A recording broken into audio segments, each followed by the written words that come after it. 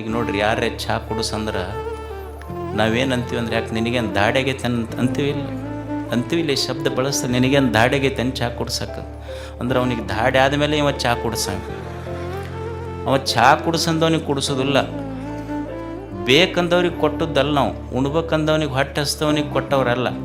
ಅವು ಪೇಷಂಟ್ ICUದಾಗ ಇಟ್ಟಿರ್ತಾರೆ ನೋಡ್ರಿ. ನಾವು ಪೇಷಂಟ್ ICUದಾಗ ಇಟ್ಟಿರ್ತಾರೆ. ಅದಕ್ಕೆ ಬ್ರೆಡ್ಡ, ಬಿಸ್ಕಿಟು, ಸೇಬು ಹಣ್ಣು, ಗೋಡಂಬಿ, ದ್ರಾಕ್ಷಿ ಅದ್ರ ಮುಂದೆ ಹಿಡ್ಕೊಂಡು ಹೋಗ್ತಾರೆ. ಹಿಂಗೆ ಅದಕ್ಕೆಲ್ಲ ಸಲೈನ್ ಹಚ್ಚಿ ಮುಖಕ್ಕೆಲ್ಲ ಏನು ಹಾಕಿರ್ತಾರಿಲ್ಲ, ಅವ್ನು ವೆಂಟಿಲೇಟರ್ ಮೇಲೆ ಇಟ್ಟಿರ್ತಾರೆ. ಅದ್ರ ಮುಂದೆ ಹಿಂಗೆ ತೊಗೊಂಡು ಹೋಗ್ತಾರೆ ಅವ್ನು ನೋಡ್ಬೇಕಂತ. ಅದು ಒಮ್ಮೆ ಕಣ್ಣು ಈ ಕಡೆ ಹೊಳ್ಳಿಸ್ತೈತಿ, ಒಮ್ಮೆ ಈ ಕಡೆ ಹೊಳ್ಳಿಸ್ತೈತಿ.